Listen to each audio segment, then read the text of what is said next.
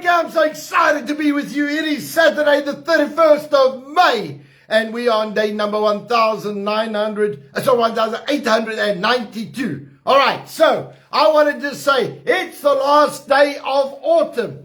Can you believe it? Autumn is already finished. Tomorrow we start winter. All right, so let's get right into today's topic.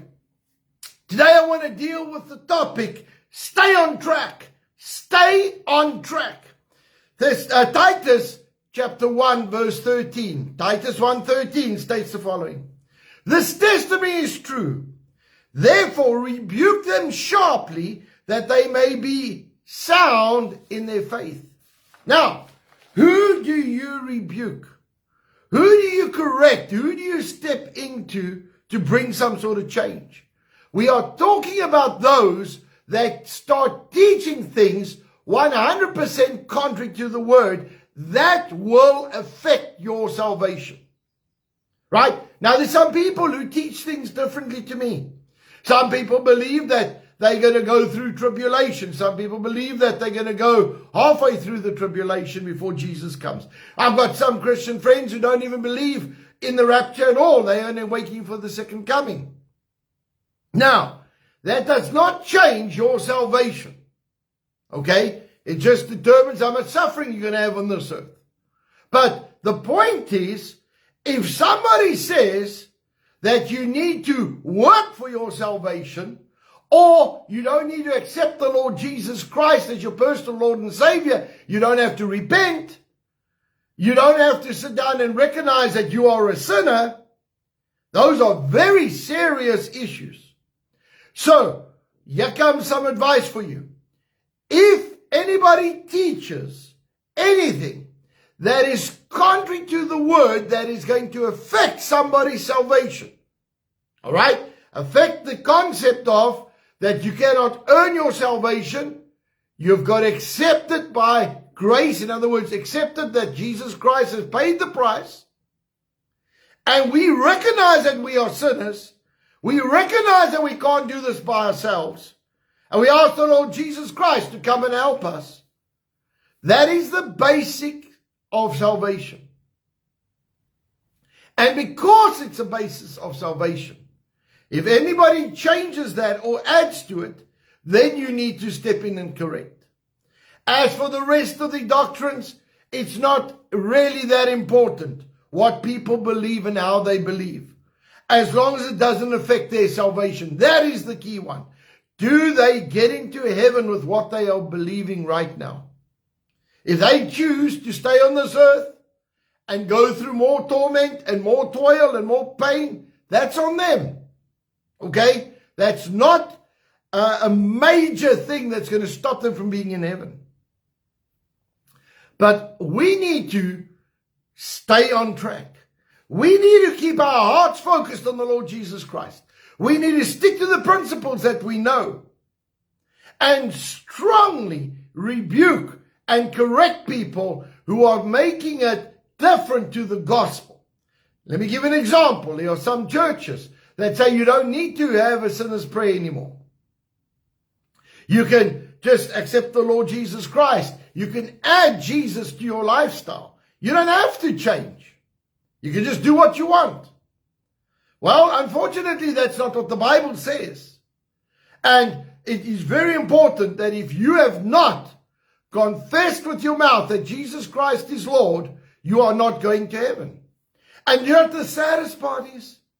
There have been so many sincere Christians, sincere people, who are actually not going to go to heaven because they've never accepted the Lord Jesus Christ. Some of our traditional churches through the years never gave people the opportunity to accept the Lord Jesus Christ as their personal Lord and Savior. They just said, be good, stick to a bunch of rules, and you're okay. Now you see, those are the issues that we need to be addressing. We need to say, listen, what is the date? When was it when you accepted the Lord Jesus Christ, repented of your sin, admitted that you were a sinner, and asked the Lord to control your life? And then there are others that say, listen, once I've repented once, I never have to repent again. Now that's not true either. And so there are these things that are affecting our Christian walk. And why am I raising it today? Because we need to be careful of listening to people who water down the gospel. All right? Now, there are many people who teach things differently to you and I. Many. But listen, for if they do not teach repentance, confession, and acceptance of the Lord Jesus Christ. If they don't do that, the Bible says, strongly rebuke them. Because it's the only way to get into heaven.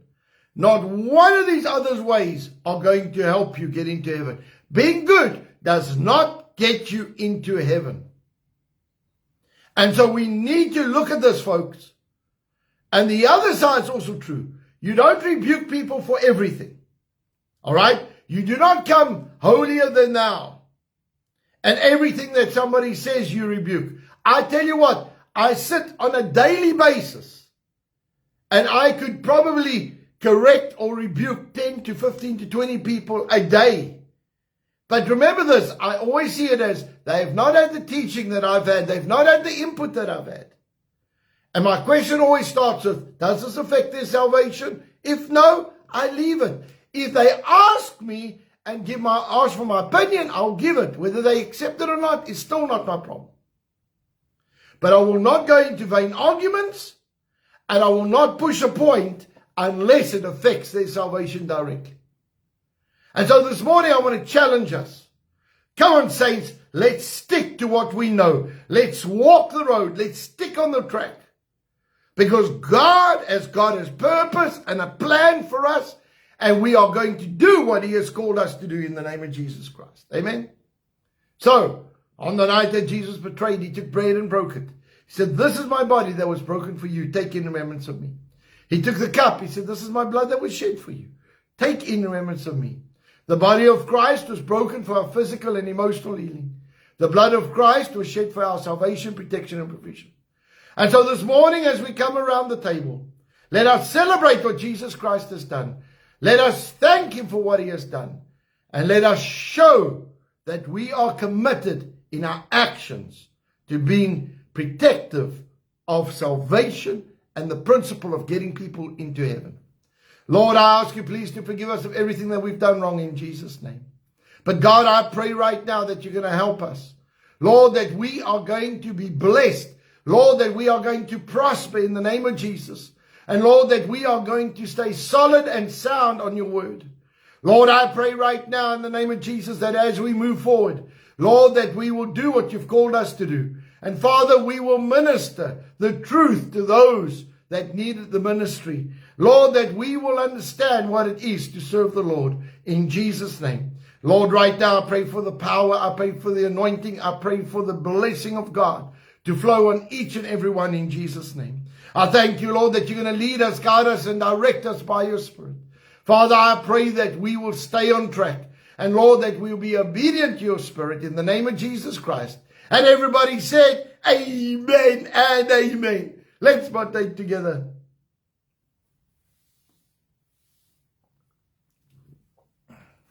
Lord, right now, in the name of Jesus, we come before you. Lord, we release the anointing of God, the power of God, the blessing of the Lord upon us. Lord, I thank you that we are going to see the glory of God be made manifest in Jesus' name. Lord, I pray right now that you're going to move us into new levels. Thank you, Lord, that we walk in divine health and divine healing as ours. We release the dunamis power of God over our physical bodies in Jesus' name. And everybody said, amen and amen. Well, folks, I want to bless you on this wonderful, wonderful day. I trust that you are ready for a lot of fun today and that you are going to do what God has called you to do. Amen. All right, so I want to remind you, we've got guest speakers on tonight. And I want to remind you that tomorrow night, I've got a very, very important message regarding the Holy Spirit that has sealed us. Okay, so please get ready for that message. Now, I also want to announce that in 2 weeks' time, I'm going to be going to Brits as well as Pretoria and Brits. I'm going to be there for the weekend. So please go book your spots. fathersheart.co.za. Go and book your spot so that we can get together and we can pray together. I can impart some blessing and anointing and things that we need to get you active. I've got a lot of things that I want to cover, but I also want to minister to everybody. Whenever you come to our meetings now, we're going to be laying hands on you, laying hands on you, laying hands on you, getting you ready for what God has, all right? I also want to remind you that we got our fire conference in October. Please book your spot there. It's going to be an absolute wonderful, wonderful time. And then I also want to announce early, I'm going to be having a winter school. All right, a few days of just general teachings. I'm not going to just be teaching a whole lot of information. I'm actually going to be talking to you. I'm going to be taking some topics in my own life and I'm going to be dealing with them, showing you how I deal with it, how I cope with it, and what I do with it. All right, because it's really important that we understand some of the practical things and how to deal with some things. Some of the things that I've failed glimly at. And I'm the first to admit it. I have failed at some of these things. And I don't want you to go make the same mistakes that I have done. All right, I want to help us. Let us get to the place of being in a position of being absolutely productive in the things of God. Amen. So, let's get to praying. We're going to pray over our families today. Father, right now in the name of Jesus, we pray. We seek your face. We honor you. We worship you in Jesus' name. Lord, I thank you that you are moving by your Spirit.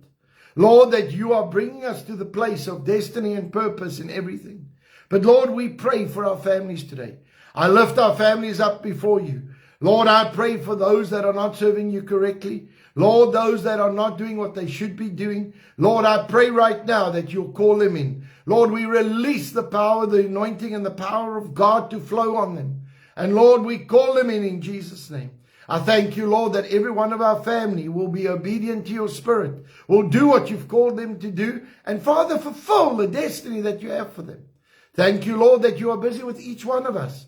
Thank you, Lord, that you have said that you're going to complete the work that you started in us.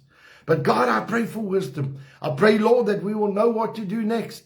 And Lord, that we will just be led by your Spirit in Jesus' name. I thank you, Lord, that you will remove any evil from our house today. And Lord, we release the peace of God, the blessing of God, the anointing of God, the power of God, and Lord, the promises of the Lord over our families today. In Jesus' mighty name. And Lord, I thank you that you are in control, that you are busy with each and every one of us in Jesus' name. Father, I pray right now that you're going to move by your Spirit in our lives. And Lord, that we will not be the same again. In the mighty name of Jesus. And everybody said, amen and amen. Well, folks, I want to bless you today. I trust that you're going to have a wonderful day. Have a good time with friends and family. In Jesus' name. Amen. All right, let's get to our declaration. Lord, right now in the name of Jesus, we come before you. And in Jesus' name, I declare by faith that I walk in divine favor. I have preferential treatment, supernatural increase, restoration, increased assets, great victories, recognition, prominence, petitions granted, policies and rules changed, battles won that I did not have to fight. All because of the blessing and the favor of God in my life. Saints, go out with might, go out with valor, and do what God has called you to do. I bless you, I release you, and I say go and do what God has called you to do. In Jesus' name. I love you lots, and I'll see you soon. Bye-bye.